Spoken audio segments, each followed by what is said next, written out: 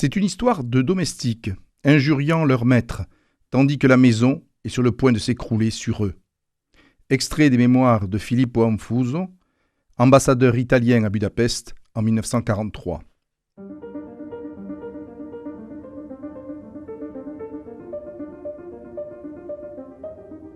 Les fenêtres de l'histoire avec Philippe Foreau.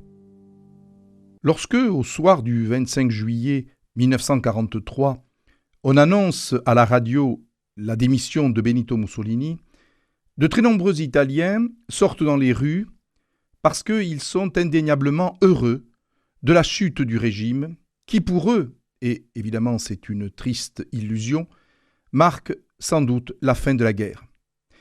Effectivement, en cet été 1943, l'Italie fasciste n'a plus le minimum de consensus qui permet à un régime de tenir. Les privations, l'impopularité de l'alliance allemande et surtout les déboires militaires ont fait que le régime n'a pas survécu à son choix d'entrer dans le conflit mondial le 10 juin 1940. Or, comme je le signalais, il y a effectivement une illusion parce qu'en cet été 1943, si beaucoup d'Italiens espèrent la fin de la guerre, en fait, elle ne fait que commencer sur le sol de la péninsule.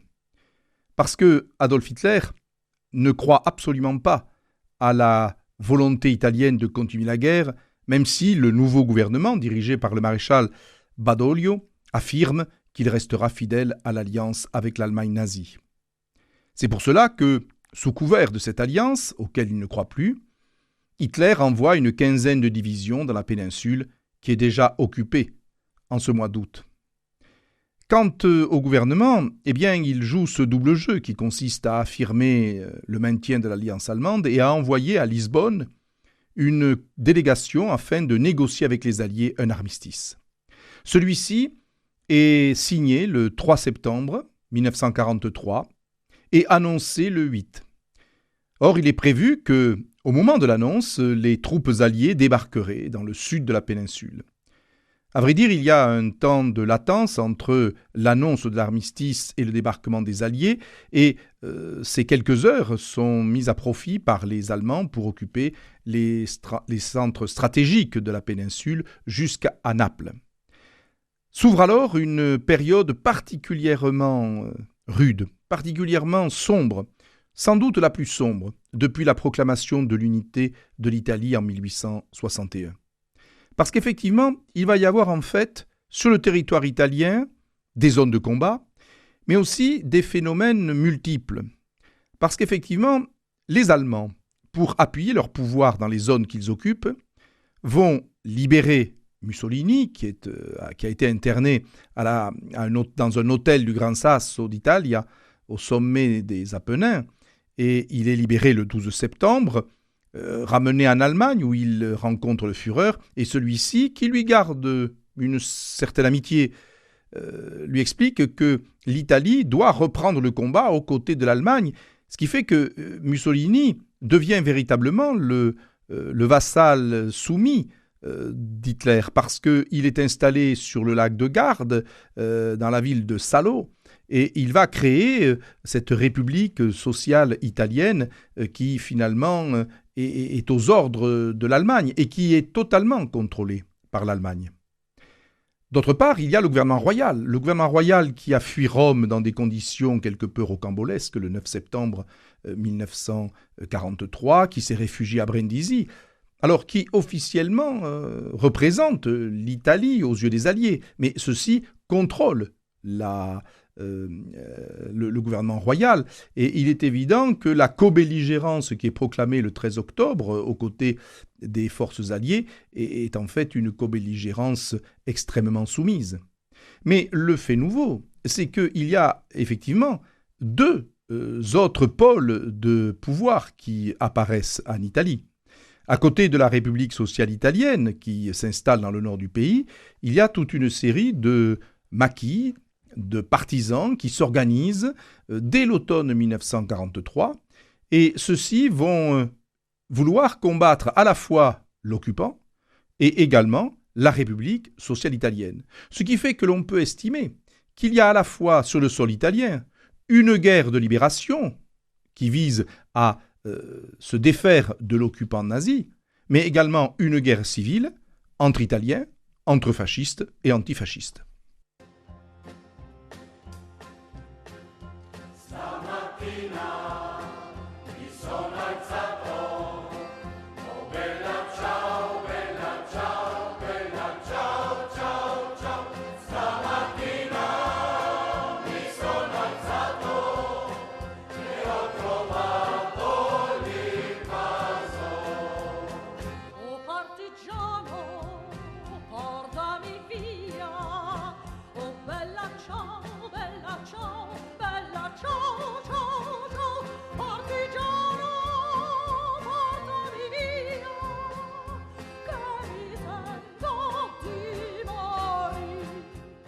Alors effectivement, la péninsule italienne est une zone de combat.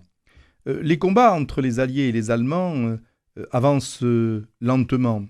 Le terrain accidenté favorise la défense allemande au travers de la ligne Kesselring, de la ligne ensuite gothique, et elle est marquée par quelques batailles devenues célèbres, comme la bataille du Monte Cassino entre février et mai 1944. Ce n'est que le 4 juin 1944 que les troupes alliées, en particulier la 5e armée du général américain Mark Clark, peut entrer dans la ville éternelle. L'Ombrie, la Toscane sont libérées au cours de l'été 1944 et puis les Alliés s'arrêtent au sud de la plaine du Pô qui reste encore aux mains des Allemands et de la République fasciste. Le débarquement en Normandie a indéniablement pénalisé le front italien qui apparaît comme un front secondaire par rapport à la grande opération Overlord qui débute le 6 juin 1944. Mais d'autre part, il y a aussi une population civile qui subit les affres de l'occupation, de la répression. Il y a eu de nombreux oradours sur glane en Italie. Un des plus célèbres est le village de Marzabotto, en Émilie-Romagne, qui est massacré par un détachement allemand. Il y a près de 700 morts, d'enfants de quelques mois à des vieillards. La répression, effectivement, est sévère dans les zones où les partisans sont actifs et où ils ont des appuis au sein de la population civile. De l'autre côté, il y a également une guerre civile entre partisans et fascistes. En effet, il ne faut pas croire que la République sociale n'ait trouvé aucun partisans au sein de la société italienne. Il y a environ 200 000 personnes qui se sont engagées dans les forces armées de la République sociale, certains allant jusqu'à créer des milices noires qui se sont fait tristement célèbres parce qu'elles ont participé à l'arrestation de juifs et à l'exécution sommaire de civils ou de partisans. Il y a donc bien eu, au-delà de la guerre de libération contre l'occupant allemand, cette guerre civile qui, effectivement, va s'étendre jusqu'à la fin de la guerre, et même sans doute un peu au-delà, car dans les mois qui suivent la fin des combats, eh bien, il y a des règlements de compte qui existent au sein de la société italienne. Et puis, il y a peut-être une troisième guerre. C'est une guerre de classe. En effet, l'historien Claudio Pavone, lui-même ancien partisan, ancien résistant antifasciste, avait théorisé dans un livre publié en 1991, Una guerra civile, le fait que, à côté de la guerre de libération et à côté de la guerre civile, il y avait une guerre qu'avait menée une partie du Parti communiste italien contre les éléments dits bourgeois et qui étaient, à leurs yeux, coupables d'avoir trop longtemps soutenu le régime fasciste. Alors, au moment où commence le printemps 1945, eh bien, l'Italie sait que la guerre est presque finie et il n'y a plus que, je dirais, quelques ultras pour penser qu'il faut continuer à tout prix le combat. Mussolini lui-même, qui est devenu de plus en plus faible aux yeux des Allemands et qui ne représente quasiment plus rien aux yeux des Italiens, va essayer de quitter Milan où il s'était réfugié. Il va essayer de partir vers la route de Côme et vers la frontière suisse. Il va être arrêté par des partisans Dans un premier temps, il n'est pas reconnu, caché dans un uniforme allemand, et puis un deuxième barrage va l'arrêter. Il va être exécuté avec quelques-uns de ses derniers fidèles, quelques hiérarques, et sa maîtresse Claretta Petacci, qui n'avait pas voulu l'abandonner et qui l'avait suivi jusqu'au bout. Alors il y a plusieurs versions de cette mort, certaines sont très antifascistes en disant qu'il a fait preuve de peur et demandant la grâce, d'autres au contraire qui en font une espèce de héros mourant avec celle qu'il aimait.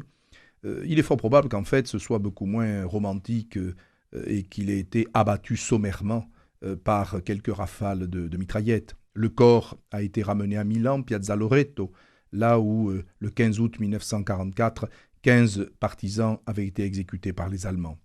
Là, nous avons des images qui nous montrent une scène digne de l'enfer de Dante, parce que les corps vont être non pas dépecés, mais insultés, piétinés par la foule, avec quelques malheureux pompiers qui essayent avec des lances de faire évacuer la foule.